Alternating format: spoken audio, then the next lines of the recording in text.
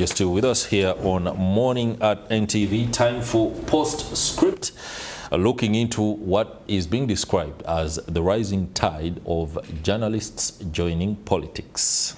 Interesting there. We shall also be unraveling the concepts that many love to talk about: celebrity politics. I don't know whether it's politics in celebrity or celebrities in politics. Whatever it is, I have a set of gentlemen whose knowledge of matters journalism are deep, and they'll be offering us with a perspective on that. Many thanks for joining us. Derrick Wandera, reporter at Nation Media Group. You've been a regular for the last 2 months or so, and your insights on what's happening across the country have been very, very pivotal in our understanding of how things are taking shape. Welcome on board, Eriasa Mukiibi Sserunjogi. Thank you. It's good to see you. Nice to be here. You are aspiring for Butambala County. Fighting for Butambala County. Fighting for. I would be remiss if I don't start with you, because you're now in the arena. First and foremost, tell us what your take is as Uganda shapes itself up for what is no doubt going to be one of the most contested political seasons we've known in recent history.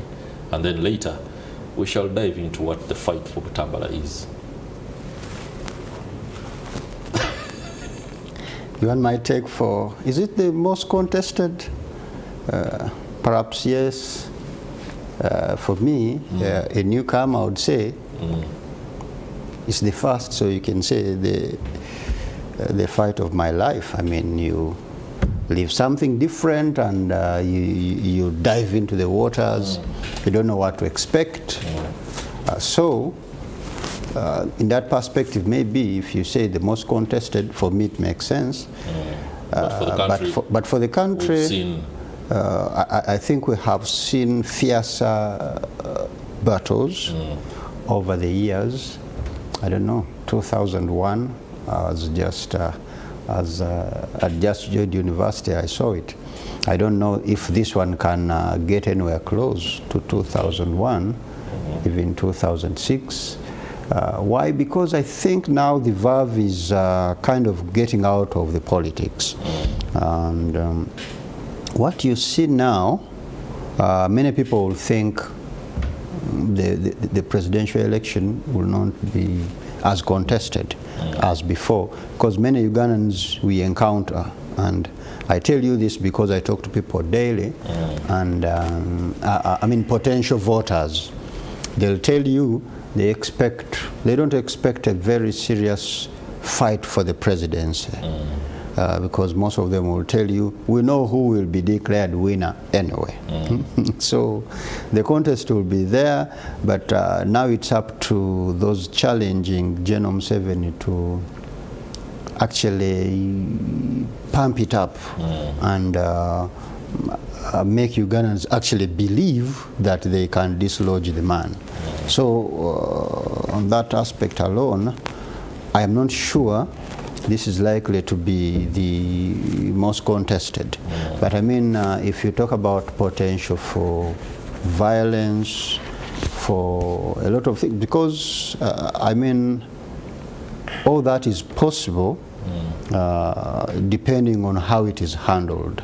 That is right. But whether it will be extremely contested, very many people, I would say these days I am so fixed, I have my gaze so fixed on Butambala, so I may not know everything that's happening all over the country. But from what I hear people say, for instance, I think from my perspective, when I talk to the people, they say, okay, for you, we are very interested. If it were not for you, we are not going to vote. Wow. Because now they are looking at the parliamentary election, and you see there is even more energy, more interest in it, and because they think the MP, maybe the district chairperson, those people we can touch, we can change. We can decide who becomes our MP, who becomes our whatever, because they know you don't have the MP, if defeated, may not cause a lot of trouble leaving office. But the other thing that you notice, the people now tell you that, you see, we know these votes will not change the presidency and whatever and stuff. So. Okay, that's an interesting take, no doubt. But the reason I said it's going to be highly contested in the general sense, not necessarily the presidential poll alone, is because we've seen people who ought to get out of the game still want to be in it. And we've also seen a rising amount of money being put forth in order to ensure that people actually hold on to these elective positions. And that is evident, especially if the NRM primaries are anything to go by. Derrick Wandera, do you share the same sentiment or something totally different? I think not. I do not agree with my big brother. I don't know what contestation means to him in the sense of definition. But for me, even the violence is one of the parameters within which you can measure a contestation. Yeah. Already the NRM, like you've said, has laid bed for us to probably even imagine ahead of what's coming. Not the NRM alone, but you could also look at the Kawempe North by-election in the sense of votes and say who is declared winner. Probably there shouldn't have been any kind of contestation because of the margin of the lead from the first to the second. But by virtue of the chaos and the menace that was exhibited in Kawempe North, let alone the NRM primaries, I would definitely think Mukiibi is thinking wildly, because I feel even when you zoom into the presidential election, I feel President Museveni has not had a bitter fight like he did in the last election, where openly the security opened fire on Ugandans, killing more than 56 people on the streets of Kampala. For me, I don't know whether that came out of a contest or it just came out of nothing, but you know that it came out of a presidential candidate being arrested, and people are saying you should release him. And that's where, for me, I would say the 2021 election, 2016 election, I was there. 2006, I was still a young boy. In 2006, I was in P7, and I can hardly tell you that I would have fathomed what was happening. But I have read widely, including the 2001 election. My brother here was a reporter by 2006 in the newsroom. 2016 and all that, and 2011. What I can say is contestation certainly comes with so many layers, including the what he wants to call the results, but also the temperatures that come with the campaigns and all that. So for me, even in Butambala, he should be sure, and like he has said, that he will have a big contest. So will it be at national level and all the other parts of the country, because the NRM primaries have laid bed for that, and we cannot just think that it's not going to be any. And I understand the fact that he's talking to many people. I talk to people across the country. He's talking to the Butambala people, and they're telling him, no, there's not going to be any contestation.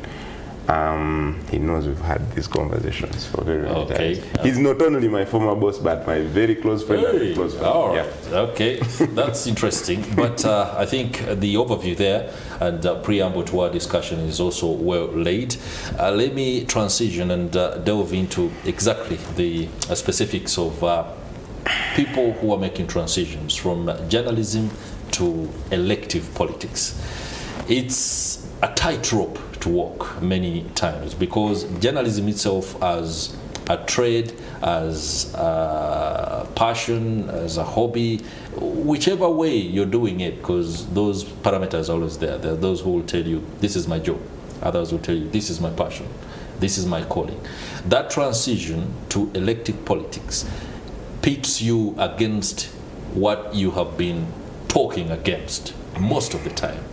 And when we see what usually appears to be a complete change of individual, especially points of view, how they view the world, I don't know whether you ever grapple with that thought, as in, I've been here doing all the condemnation, now I'm in the arena, I'm going to be the one to respond to the criticism and the condemnation. How are you preparing for that?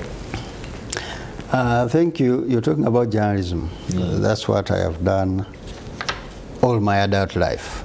I think I still do in a different way. And because I am a journalist, the question you posed first was, it included that aspect of this potentially being the most contested, and that's what I was contesting. I didn't say this won't be a highly contested election, but it certainly cannot be the most contested I have seen. Okay. It doesn't promise to be. We could go into a lot of detail, but for time. And so you're talking about the transition from the newsroom to now the political arena, where there are so many things and stuff. And I don't see actually a huge difference. Only that when we are in the newsroom, one thing is I saw the rising tide, something like when I was being invited for this show, you're talking about the rising tide of journalists joining politics. That is also not true. I am actually disappointed, because I would have expected a lot more journalists actually throwing their whatever weight into the ring, because now you see Uganda desperately needs better leadership.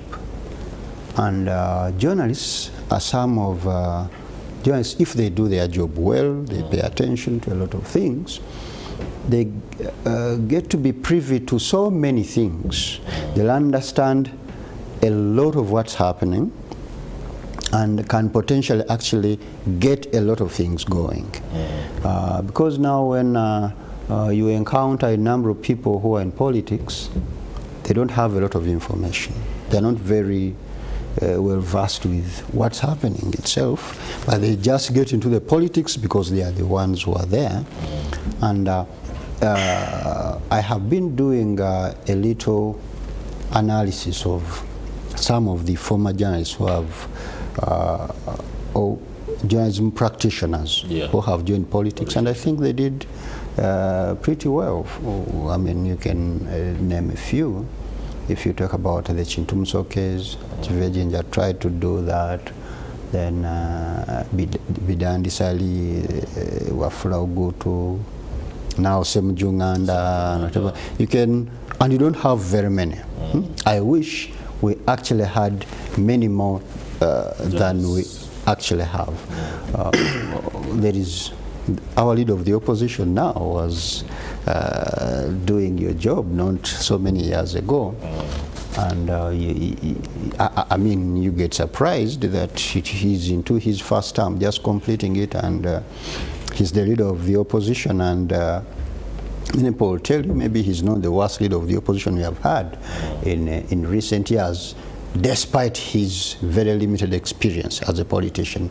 So the transition, I think, if a journalist, that's a serious journalist, is given opportunity to participate in politics, can be very swift, because these things, they are things you have been experiencing. If you're a serious journalist, you have actually experienced power, you have gotten close to it, and you get to understand a lot of things, then you actually notice the deficiency of many people who are on the other side.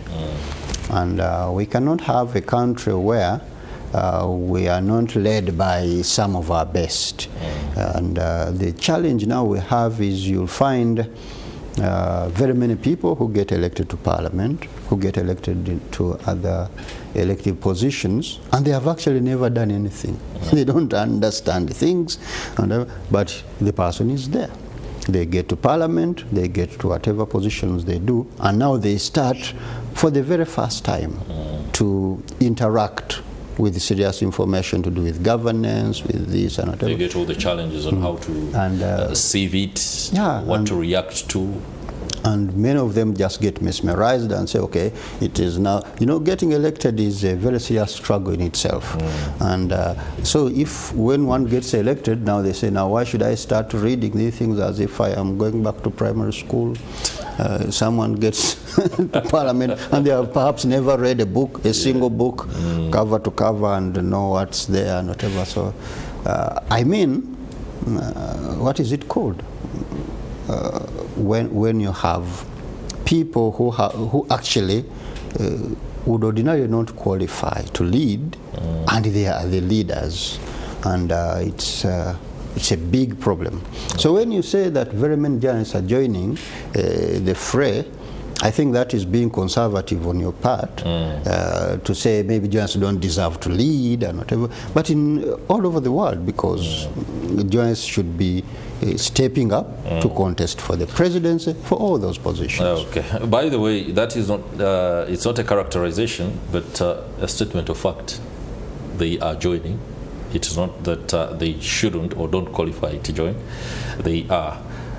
Mr. Wandera, I know you share much of, you agree on many of the aspects, especially as outlined by Mr. Sserunjogi. However, I just want us to look at it from the industry's point of view. When this begins to turn into a wave, journalism itself stands threatened, because those who transition into politics tend to either act like they have forgotten what journalism is, and then instead of fighting maybe for using their positions as enhanced by their knowledge in journalism to do better, they kind of stall. And I don't know whether I'm being harsh. Sserunjogi is an exceptional case, especially when it comes to his ability and to debate, his eloquence. But we've seen many who simply choose to either go under the radar on account of reasons best known to themselves. Isn't that detrimental? Well, Chris, you should not be sure that I'm going to agree with this man always. Huh? We have not agreed at all. At any time, we are always on. But that said, I actually feel he has elucidated many of the things that I feel I would have said. Throwing the question that you're throwing to me in another way is very important, because then I'm sitting on this end, and I'm one of the people who encouraged Eriasa here to join. He was cowardizing around, and then I pulled him a little bit. But what I can tell you is, like he said, we need very competent and experienced leaders from all walks of life that can easily understand and deal with the magnitude of information they get at that level of MP, presidents, and stuff like that. But then you ask the question, does that then come to the detriment of journalism? No, it shouldn't. I'll give the example of Mr. Mukiibi here. I entered the newsroom in 2016, very young, end of 2016, very young, and he picks keen interest in me. So he's very very keen on what I'm writing, how I'm writing it, what kind of journalism am I doing, how am I doing it, and things like that. And before you know, he has planted a seed in me that some of the stories of his that I read many years ago, I can authoritatively say that I can replicate something like that. Something like not to the extent he did probably, but I can try to do a semblance of it.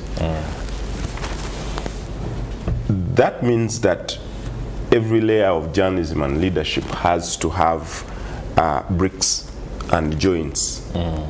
Now, if you are a Mukiibi who is joining politics, so be it, because then you know that you have sowed a seed in the newsroom. That is right. Which should be the case. That if you must join at a senior level of an editor, we expect that you have sowed very many seeds, that Mukiibi has trained as many journalists as possible, that when he leaves, then he doesn't leave a gap. But if you are a journalist who is leaving the newsroom and you're going with all your brains, then that's detrimental. Just as in leadership there should be transition, so should be in journalism. That when the old guard have danced their dance, then the young turks should come and occupy those spaces. So should it be at the leadership level, and that's what we honestly expect. That's right. The challenge is that many of the journalists who leave the newsroom do not have maybe the thinking like Mukiibi does. Many of them, and I will tell you that I wrote a story, this very story, about 2 months ago, and my intro will actually blow you away. I'm gonna look out for it. You need to look at it. My intro was, if money is not the reason for journalists jumping into the political murky waters, then what else should it be? Wow. Because if you have the understanding of Eriasa, with whom I've moved, and I know that he has not left any vacuum in the newsroom, at least I'm testament, but I'm not the only one. That is right. There is hundreds and hundreds of them out there. If you are not in this caliber, then we shouldn't see you because you failed in the newsroom. Who then tells you that you're going to make it in leadership? First of all, we need to test. That's interesting. We need to test your leadership in the newsroom. If you cannot manage your career in the newsroom, and career not like you being the top news reader, being the best writer, but also seeing that seed and seeing it cascade down to the person who just entered the newsroom. If you cannot have that kind of impact, then one wonders which kind of impact you're going to have. Little wonder some of them left the newsroom. Aren't you placing an awkwardly heavy cross on some of the journalists who might want to cross over? Because when you say that to go into elective politics must be the next step of excellence, aren't you putting the burden on them a little too? I mean, we are talking. Isn't it too heavy? I mean, we are talking about ideals here. Ideals. We are talking about ideals. Of course, we live in a life in situations where ideals sometimes are thrown out of the window. Okay. But we expect that if you haven't managed to. Can you read your intro to that article to Mr. Mukiibi again? Let me try to get it. But if money. Is Mukiibi, I interviewed him, I guess he read again, it. I want if money isn't the driving force, and I'm paraphrasing because I can actually get it. Perfectly understand. No, you paraphrase. Yes. You paraphrase. If money isn't the reason journalists are jumping into the political murky waters, then what could it be? What other reason could it be? In giving us or submitting your answer, Mr. Mukiibi, you're going to address a fundamental elephant in the room within the industry, and I hope you do it with all the justice that it deserves. Please. and you're talking about journalism, he has said a lot of things about me, a lot of compliments that I perhaps don't deserve. Okay. I'll get to your question presently, but what I wanted to say in adding to that is because what we practice every day is leadership. That's right. Whether you actually have a title or not, you have to be in a position to influence people. When I first joined the newsroom was very autocratic, very undemocratic, if you like. And when the editor says something, that is it. No question. You have to do it, or the editor is going to cause whatever. Now, what happened for many years when I was in the newsroom, we saw that trend, democratizing the newsroom. I don't know how democratic the newsroom of today is, but by any standards, it's a lot more democratic than I found it. And I say that because he kept bragging about having the right to disagree with me, rebuke and insult me, and that is how we did it. That's how we did our job for a very long time. And because newsrooms are supposed to be, first of all, places where people come when they're young, very enthusiastic and whatever, but with a lot of potential that still has to be cultivated. That's right. And you don't expect that an environment where editors don't allow people freedom to think freely, even disagree with them, even if someone thinks the editor is stupid, they can say it and go home, and there are no consequences. They're sure they will return to the job tomorrow. Yeah, and there are no consequences and stuff. Because that is, I mean, if you are a journalist, and you cannot talk back to your editor, but you're supposed to say that the president is wrong. And even face-to-face, when you go to the press conference, you say, Mr. President, according to this information, now you are giving us something contrary. So I experienced something very different. When I go to the newsroom, I'm being encouraged to go and ask tough questions of people who have power. Even people who have guns. I mean, you interface with the commander of the defense forces and you ask very serious questions, but you can't ask similar questions to the editor, for instance. And so, to me, that was a big mismatch. And I think it informed my view of how the newsroom should be run.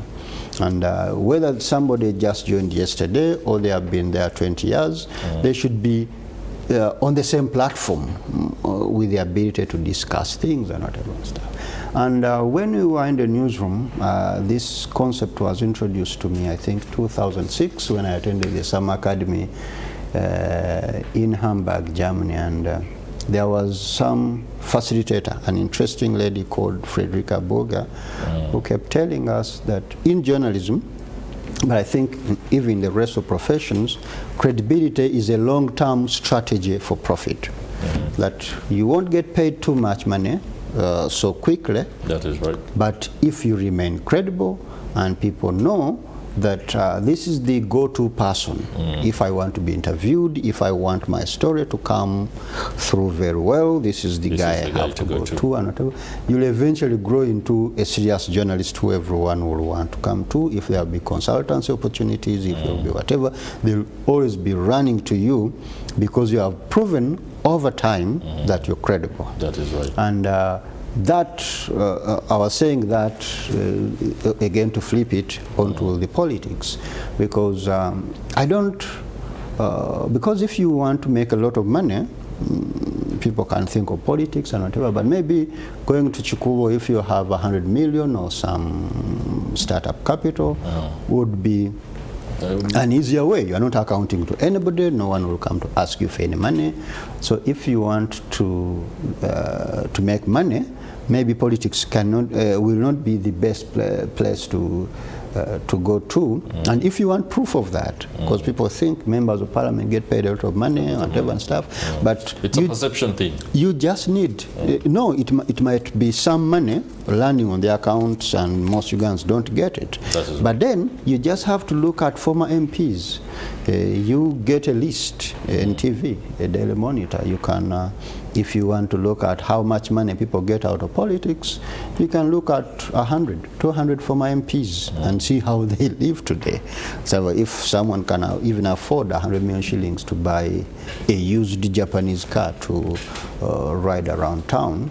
So what I have seen over the years, what our politicians suffer is that they eventually actually turn into paupers, maybe a big percentage, more than 50%. They won't be able to afford life, the livelihood that, the lifestyle that they have lived while in parliament. And so it cannot be unless someone has not thought it through. If you want to make money in our Ugandan context, it might not be, politics might not be the very best place to go. Unless someone goes and they don't care about anything else, their credibility and whatever and stuff. But when you join politics, and I want to think, you're supposed to have a mission. You look at these leaders who are led by General Museveni. They are now, many people think they should have retired already, but they got out of their way when they were younger and said there are certain things we need to sort out. They had their ideals that they pursued, that they achieved to some extent, and then the generations that followed them maybe did not do as much. So when I talk about people joining politics, people my age and younger, I say those guys' mission, we have to pick it up and do it better and stuff. It's bigger than money. That is a good perspective. It's one that has compelled me to open page 12 of the Daily Monitor today, where the editorial had a phrase that caught my attention earlier, where members of parliament can voice the people's concerns and contribute to shaping policy. But when it comes to practical solutions to the flooding, being the issue they are talking about here in the editorial, there are bigger government players who should be providing the framework of solutions within which other players can fit. Now, when you say that the younger ones, maybe 1986, had a particular set of objectives and a mission to rectify certain things, when we put forth a scorecard, we ask the question, have they done it to allow for the young ones to be able to continue? Have they established the framework within which other players can fit and act sufficiently? That's a question I think journalists can ponder on as they are going into this space. But allow me keep within the context, especially with regard to the discussion. We have journalists and then we have media personalities. Society often fails to make the distinction. Now, many media personalities are also entering the fold of politics. The average Ugandan thinks they are all journalists, and there is a big mistake. The media personalities have a lot more celebrity appeal than the journalists, and it also causes a bit of a problem. I do not know whether it's anything that you have given attention to, and is it also spoiling the waters, or soiling the waters, so to speak? Wandera. Maybe it spoils the waters for us, the journalists, because then when we are put onto a weighing scale, we are going to be bundled up. For people to think that media practitioners are the same as journalists. But Eriasa here mentioned the names of journalists, and I know that there had been some other names of media practitioners, but he was very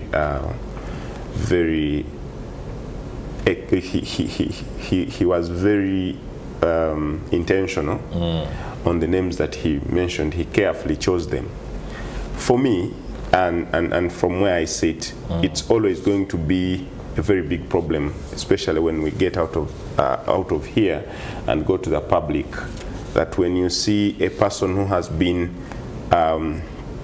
maybe having a YouTube channel and is churning out information, no gatekeeping, has not gone through the formal mainstream training for journalism and things like that. When you get out there, you're going to certainly see a difference. That is right. With someone who has practiced journalism. And journalism is in other countries, let alone our country here, is a noble job that not everyone and anyone can get into it. So yes, it spoils our waters. And how I wish and there's no way we can force the public to tag that man. This is just a media practitioner. Many of the media practitioners have not been as excellent as journalists have been. Because for me, journalism is one of the most important jobs on earth. And I actually think that journalists are the most informed, but also the most intelligent people that you can meet on earth. Take it to the bank. All right. We shall take that to the break too. Of course, the conversation does continue. We shall be returning and delve into the dirt of the politics that journalists are going into, because at the end of the day, you've heard the stories and the phrases that politics is a dirty game. Can many of the journalists stand the heat? We'll be right back. Let's return and go straight to a man who is seeking the opportunity to serve and to lead. I want to use those two words specifically because we have had what appears to be a deficit of leaders and leadership in the country. The tendency for people not to go into elective politics to serve, but to serve themselves, so to speak. When you hear some Ugandans, including those in the bus where Stephen Mbide brought us that on-location report, do you agree that as an aspiring leader, you have a whole lot of reflection to do? And maybe we might say, can you share with us what you will embark on in your first 100 days if you are to become Member of Parliament for Butambala County? The report was very timely, actually. I saw it was speaking to you. I am so pleased, Danny. So I was trying to show him. Actually, if you was close enough, it wouldn't. Because it showed actually that I am more on ground than he is, and you had the people, the apathy that's coming through. That's a very small sample, of course, but that is something that you can actually find replicated in many places in this country. The people you speak to don't expect so much from politicians. And that's a very serious matter, because we cannot change our country if our politics is not good. There is no other way. Politics determines the pace of transformation. And what's happening now is people find that our politics has been so bastardized that they don't want to. And so you have to spend a lot of time explaining to everyone, even people you'd think are potentially enlightened. Whatever. They think they have seen enough and they cannot see any better. So when I went to Butambala, I was telling people that, you see, we have had all this talk, and we know what politicians will say all the time. And being a newcomer into the fray, I think sometimes I have some advantages that the incumbent, for instance, doesn't enjoy. So I'll go and tell them that, you see, we cannot keep listening to the same things. We need some freshness. And for me, my analysis of it all. It doesn't come now because I am contesting for political office, but it's something I have observed for a while. There are some players who have now perfected the art of being perennial opposition politicians, and they know that there is very little chance that General Museveni could get defeated in an election. That an election will come and they declare someone else winner when General Museveni is on the ballot. So when they see that, they now try to do business out of seeming to oppose Museveni. So you go to Butambala or wherever and tell the people that, you see, we must dislodge this man this time, and I am the right person. And we are saying, if you have been doing this for 20 years and 25 years and stuff, and there is not much that you can actually show that you have done, because leadership, whether you are elected as an opposition politician or a politician a member of the ruling party, what we eventually want to see is your ability to influence people to change. The lives of the people must change. And I tell the people in Butambala that, you see, I chose deliberately to run on an independent ticket. It's not because I couldn't contest and actually get the backing of any of the parties. But they asked me to explain why. And I tell them that, you see, I don't know. First of all, I wouldn't want to come into this with the baggage of any other party. That's one. But also, I think I need some freedom. If I get the opportunity to get into Parliament, I need some freedom to negotiate my position in politics as it benefits my people. I tell them I don't care who gets elected president next time, but my job will be to make sure that I claim your share. As the people of Butambala, I am your representative, and my job should be just that. You know, but even if you are on the opposition side, the day the election ends, a government is formed. You're sworn in as an MP. Yeah, a government is formed.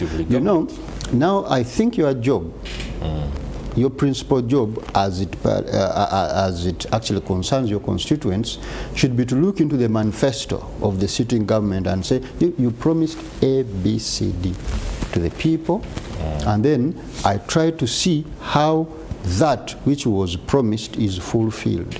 Great. For the benefit of my people. Our people badly need to be mobilized and organized. As a journalist, I covered a lot of, part of the things that I used to cover was the East African community, going into federation and whatever aspirations we have. We have so many agreements that have been signed by our presidents across East Africa, and you'd think that the leadership would be trying to make our people think more East African. What can I sell, for instance, to the Kenyans? What can I sell to the people on the other side and whatever? Because the people in Butambala don't all want to be politicians, and they all can't be. But they actually have to find a way to get into the market and make money. Okay. But how do we get to mobilize that? You ask me about my 100... first 100 days. First 100 plan, and I can't give you any because I'm not aspiring for an executive office or whatever. But for me, what I want to do overall is to mobilize, sensitize the people, and actually encourage them where it is possible for me to provide technical or whatever assistance. I know how to point this to this and whatever. When you have organized groups and people are looking at what is possible, people need to start to see a positive future and work towards it. and the leadership, I think, is very influential. Then the other things we can do as the other leaders No doubt. do. Derrick Wandera, Mr. Eriasa Mukiibi is a very eloquent and convincing speaker. Many politicians are. Like you said, he's convincing. He's going into an arena where the eloquence and the ability to persuade might encounter the dart.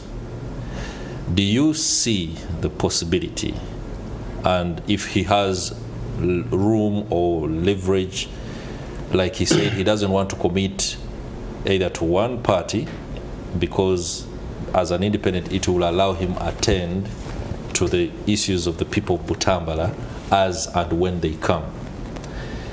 Do you see that kind of decency in politics taking root, given the history that you have read of Uganda's political and elective trajectory?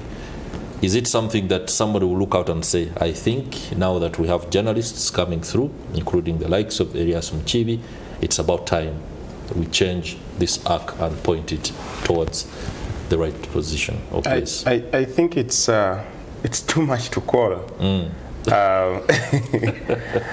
In as much as we are having Mukiibi here running or coming into the political fray, we have another, for lack of a better word, another dwarf upwards, also vying to run. I don't know his opponents in I can see you guys have had conversations behind the scenes. in Butambala. But there are people whom you would actually think he doesn't even tick any of the boxes to lead. Some of whom you described when we were off air, who are picking those nomination forms.